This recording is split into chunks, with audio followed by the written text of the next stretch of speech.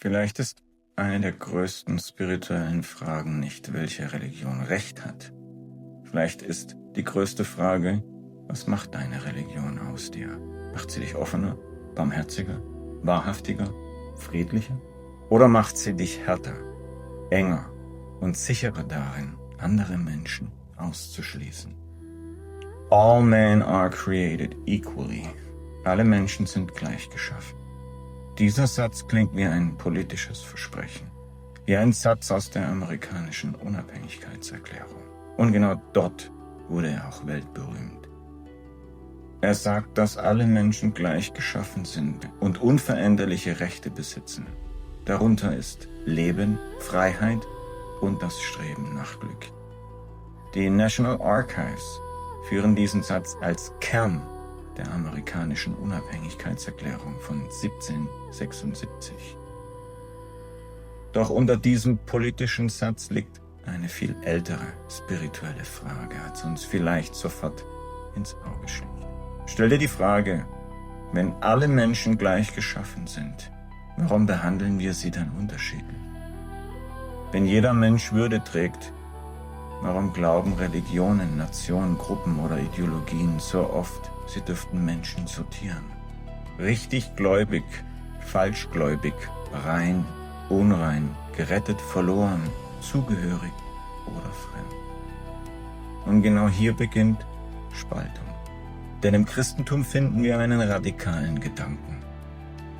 Der Mensch ist nicht wertvoll, weil er stark ist, nicht weil er reich ist, nicht weil er zur richtigen Gruppe gehört, sondern weil er ein Ebenbild Gottes ist. Im ersten Buch Mose heißt es sinngemäß, Gott schuf den Menschen nach seinem Bild, als Mann und als Frau.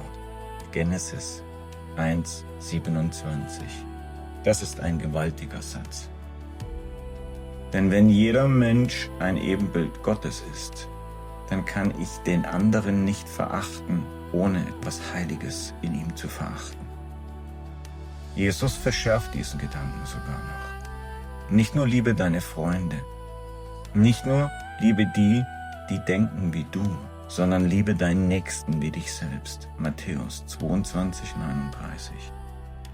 Und in der Bergpredigt heißt es, alles was ihr wollt, dass Menschen euch tun, das tut auch ihnen. Matthäus 7,12. Das ist keine religiöse Dekoration, das ist ein Prüfstein. Ein Prüfstein für alle. Denn daran entscheidet sich, ob Glaube wirklich Glaube ist oder nur Gruppenzugehörigkeit mit heiligen Worten. Jesus sagte nicht, an euren Dogmen wird man euch erkennen. Er sagte sinngemäß, an eurer Liebe wird man euch erkennen. Johannes 13,34-35. Und genau hier liegt die größte Kontroverse des Christentums. Und besonders, so zumindest der Eindruck, wie es aktuell gelebt wird oder nach dem Tod Jesu weitergelebt wurde. Denn auf der einen Seite steht eine Botschaft der radikalen Liebe, Vergebung, Barmherzigkeit und Würde. Und auf der anderen Seite stehen Jahrhunderte, in denen Menschen im Namen Gottes ausgeschlossen, verfolgt, getötet, abgewertet und bekämpft wurden. Nicht nur außerhalb des Christentums, auch innerhalb. Katholiken gegen Protestanten, Orthodoxe gegen Katholiken, Christen gegen Juden, Christen gegen Moslems, Konfession gegen Konfession, sogenannte Wahrheit gegen sogenannte Wahrheit. Und dann stellt sich eine sehr unbequeme Frage. Kann eine Religion die Nächstenliebe predigt, ihren Nächsten ausschließen, sobald er anders betet als man selbst? Kann ein Mensch Gott lieben und gleichzeitig Gottes Ebenbild im anderen Menschen verachten? Das Zweite Vatikanische Konzil hat darauf eine bemerkenswerte Antwort gegeben. In Nostra Aetate heißt es, die katholische Kirche verwerfe nichts von dem, was in anderen Religionen wahr und heilig ist, und ruft zum Dialog und zur Zusammenarbeit mit Angehörigen anderer Religionen auf. Quelle Vatikan, Nostra Aetate. Das ist kein Relativismus. Es bedeutet nicht, alles ist gleich. Es bedeutet Demut. Es bedeutet, ich kann meiner Wahrheit treu sein, ohne dem anderen seine Würde zu nehmen oder ihn auszuschließen. Und vielleicht ist genau das die reifere Form von Glauben. Nicht ich glaube, also bist du falsch. Nicht ich weiß, also weißt du nichts, sondern ich glaube und gerade deshalb erkenne ich deine Würde und deinen Weg an. Im Judentum finden wir den gleichen Ursprungsgedanke. Der Mensch ist im Bild Gottes geschaffen. Daraus entsteht eine tiefe Verantwortung für das Leben. In der jüdischen Tradition wird der Gedanke stark gemacht, dass das Retten eines Lebens so schwer wiegt, als rette man eine ganze Welt. Dieser Gedanke erscheint auch in der jüdischen Mischa, Sanhedrin 4,5. Ein Mensch ist also nie nur ein Mensch. Ein Mensch ist eine Welt, eine Geschichte, eine Familie, eine Seele, ein ganzer Horizont. Und wer einen Menschen entwürdigt, zerstört mehr als nur eine Meinung. Er zerstört eine Beziehung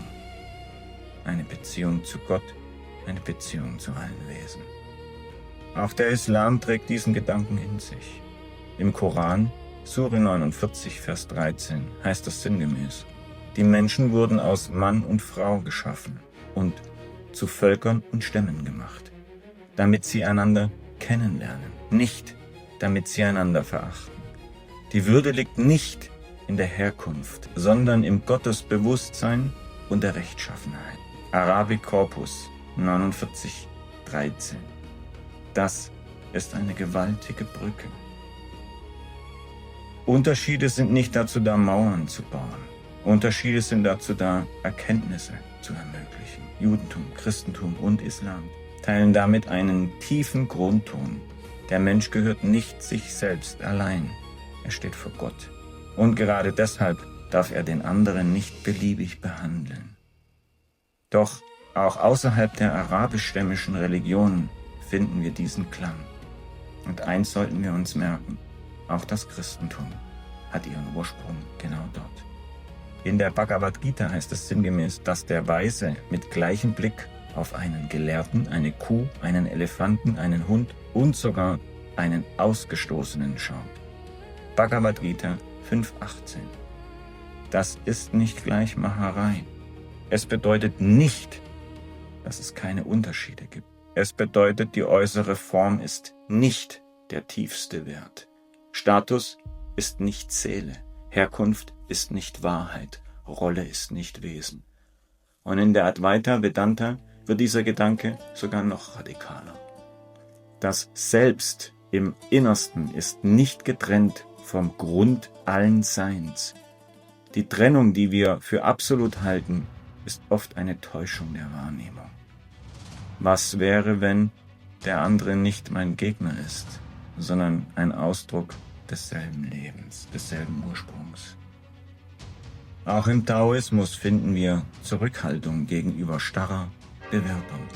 Im Tao Te Ching, Kapitel 49, wird der Weise als jemand beschrieben, der auch zu Nicht-Guten gut ist und die Menschen wie seine Kinder behandelt. Das ist eine fast jesuanische Haltung. Nicht naiv, nicht schwach, sondern tief. Lasst uns weitergehen. Denn es braucht keine große Reife, die zu lieben, die uns bestätigen. Reife beginnt dort, wo wir Menschen begegnen, die uns widersprechen. Der Dalai Lama sagte immer wieder, dass die großen religiösen Traditionen trotz unterschiedlicher Philosophien eine gemeinsame Botschaft von Liebe, Mitgefühl und Gewaltlosigkeit in sich tragen. Er betonte zugleich, dass es nicht darum geht, eine einzige Weltreligion zu schaffen, sondern Respekt zwischen verschiedenen Wegen zu ermöglichen. Das ist vielleicht einer der wichtigsten Punkte überhaupt. Und auch hier lässt sich der demokratische Ansatz, den wir wieder finden dürfen, in den Raum stellen. Einheit bedeutet nicht Einheit. Frieden bedeutet nicht, dass alle gleich denken. Offenheit bedeutet nicht, dass niemand mehr eine eigene Überzeugung haben darf. Das Gegenteil ist die Wahrheit. Echter Dialog braucht Menschen mit Rückgrat. Menschen, die wissen, wo sie stehen, aber nicht vergessen, dass auch andere an ihrem Platz stehen können. Vielleicht ist das die Brücke, die wir heute so dringend benötigen. Nicht eine Welt ohne Religionen, nicht eine Welt, in der alle Unterschiede verschwinden, sondern eine Welt, in der Religionen aufhören, Gott als Besitz zu behandeln. Denn sobald ich glaube, Gott gehöre nur mir, wird der andere zum Problem. Aber wenn Gott größer ist als mein Begriff von Gott, dann wird der andere zum Spiegel meiner eigenen Beziehung. Jesus stellte diese Frage nicht theoretisch, er stellte sie praktisch. Wie behandelst du Fremde? Wie behandelst du Feinde? Wie behandelst du den, der anders glaubt? Wie behandelst du den, von dem du nichts bekommst? Denn vielleicht entscheidet sich die Wahrheit eines Glaubens weniger an seiner lautesten Behauptung als an seiner leisesten Geste. An der Art, wie er mit Schwachen umgeht, mit Fremden, mit Kritikern, mit Menschen außerhalb der eigenen Gruppe. All men are created equally. Alle Menschen sind gleich geschaffen. Aber dieser Satz ist kein Besitzstand, er ist eine Aufgabe. Denn wenn alle Menschen gleich geschaffen sind, dann muss sich das in unseren Worten und unseren Taten und unserem Handeln zeigen. In unserer Politik, in den Kirchen, Moscheen, Synagogen, Tempeln und vor allem in unserer inneren Welt. Vielleicht beginnt Frieden nicht damit, dass alle dieselbe Wahrheit sprechen. Vielleicht beginnt Frieden damit, dass wir aufhören, dem anderen seine Menschlichkeit abzusprechen. Denn wer Gott sucht und den Mensch verliert, hat vielleicht beides noch nicht verstanden. Und wer den Mensch wirklich sieht, beginnt genau dort Gott auch wieder zu erkennen.